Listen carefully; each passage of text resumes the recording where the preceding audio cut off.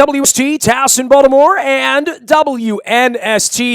Hopefully the milk, the bread, the toilet paper, and whatever goods that you have are stored up and stowed up for the Snowmageddon. We're awaiting all of that, as well as the Caps and the Wizards at home this week, and the Terps taking their act on Thursday to Orlando with, as they say, the season on the line. It's March Madness, baby, and the Terps will draw Xavier to start things. I saw this guy on Friday night down at the Verizon Center, longtime local college basketball writer who has contributed here at WNST.net, and we're grateful for that. You can follow his journey out on Twitter as well at CAA_beat.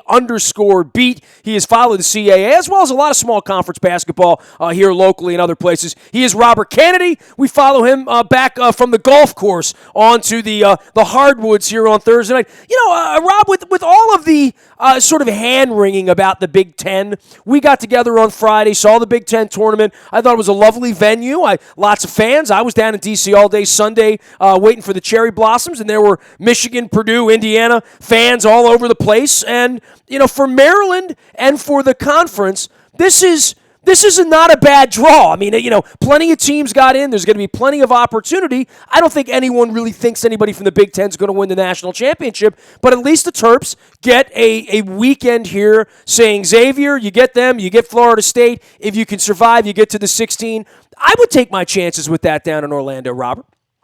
Yeah, absolutely. I think the draw for them came out pretty well, being in the West bracket with the 6th seed. A lot of the national bracketologists think they were overseeded a bit, but there's really, with this tournament, there's nothing really, there was no dominant team. There was no definite number one seed, other than Villanova was pretty solid all year. But beyond that, teams pretty much fell within a couple lines where everyone thought that they would. And, their chances, they're playing a team against Xavier that's, very much like them in a way.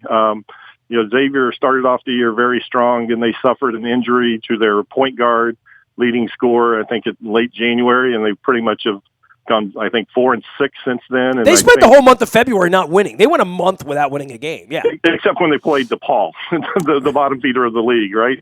I think 3 of their 4 wins in the last month were against DePaul. So, yeah, they, just like Maryland had their little bit of losing stretch, Xavier did too. Then, they did manage to beat DePaul in a game, and Creighton too. I think beat Creighton in the Big East tournament before finally losing in the semi. So I think it's going to be a really interesting matchup, and anyone really could come out of that lower half of the bracket. Arizona, is the number 2 seed down there, so they could potentially see them to get to the conference final against presumably Gonzaga, the number 1 seed in that West region. So there is no dominant team this year, I don't think. There's some strong number 1 seeds, but the people that falling 2, 3, and 4, not far behind them. And just to go back, touching on that environment down there at the Verizon Center this weekend, you're absolutely right. I mean, Friday night, the Terps game was just off the charts electric. I mean, you were there. You heard the chants. I feel like lucky I was there, right?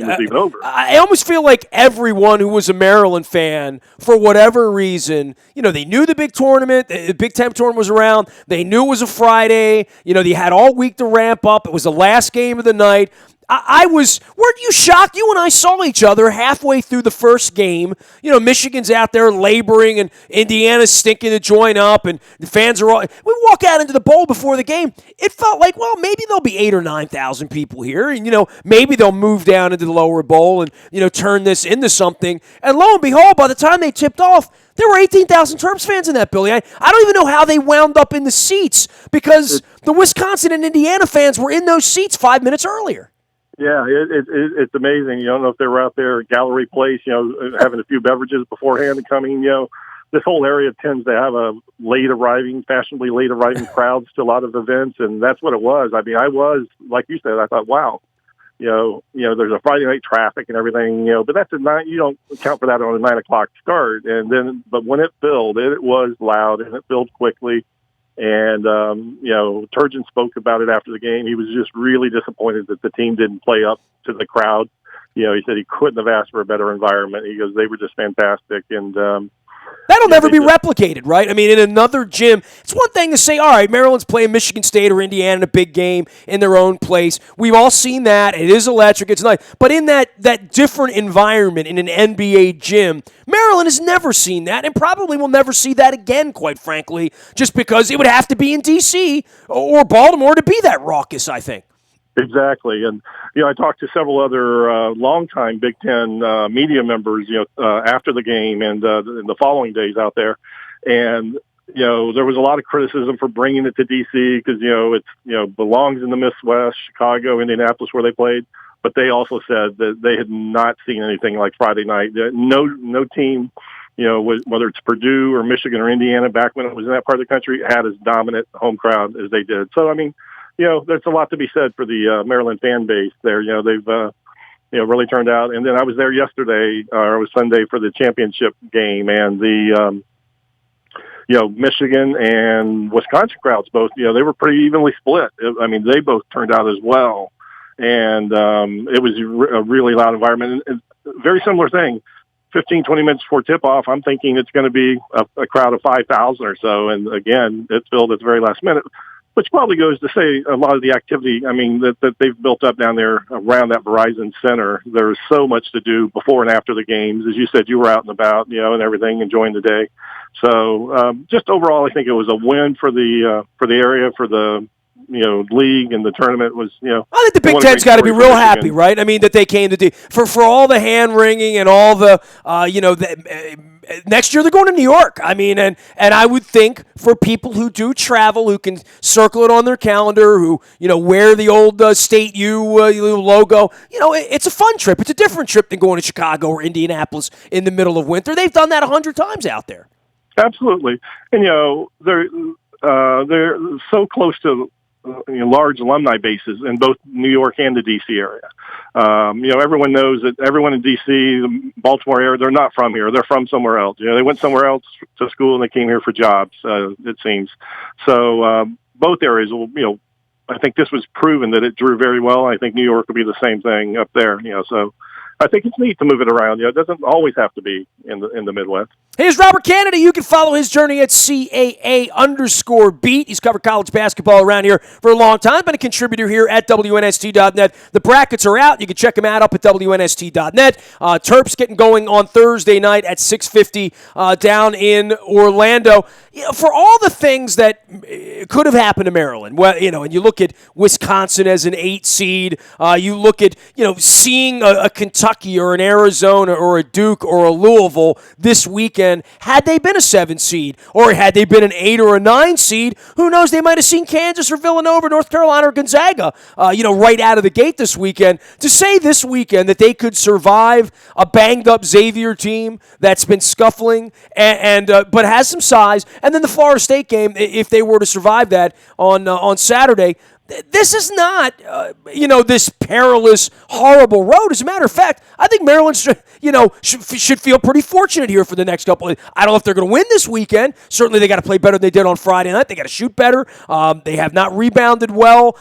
They've had a lot of holes in the game, including going long stretches without scoring points and not getting to the free throw line. All of that aside, this is doable for them, and I'm going to continue on that through this snowstorm and say this is doable, that we could be talking about Maryland going to San Jose next week.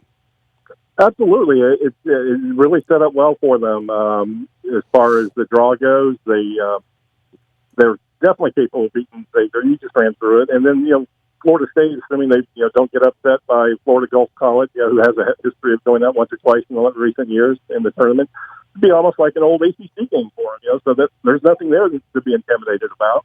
And, there you are, all of a sudden in the Sweet 16 and, with 3 freshmen and, who wouldn't have signed up for that at the beginning of the year with this team?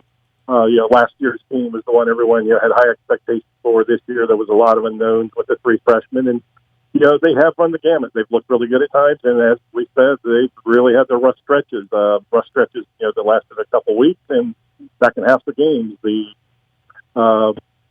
second half of the game against Northwestern the other night. It just no excuse for that other than they just ran into long dry spells, didn't play, and didn't live up to the moment. And so they have a week, almost to regroup for it and get ready to go. I'm sure they'll probably get out down, hopefully before the snow comes, so that they make it down there okay. They don't have any travel issues like Michigan had on a different level. So, yeah, why not? That was the theme of Michigan in the Big Ten tournament, after everything happened. Why not us? So maybe Maryland can adopt that theme. Why not us?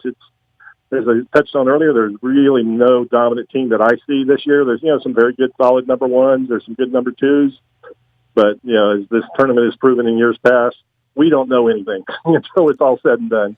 Experts will make their predictions, and they'll say, this team should have been in, this team shouldn't have been, and it'll play out, and then probably in a fashion a lot of us wouldn't have expected. Yeah, I haven't heard a whole lot of screaming, maybe some Syracuse screaming in the early hours of all of it. But, you've covered the smaller conferences for a long time around here. It's how I know you, the Winthrops and the UNC Wilmingtons and whatnot. The Bucknell story is a nice story. I went to Dundalk High in 1985. My dear pal Mike Butts, who was 6'11", went up to Bucknell, and we all became sort of closet Bisons fans for a couple of years in the late 80s. They actually got into the tournament twice, played Georgetown one year back in the and played Syracuse one year as well. Bucknell in this thing, but from a local perspective here, it's been a little dry for a period of time for the UMBCs and the Loyolas and the Coppins and the Towsons, right?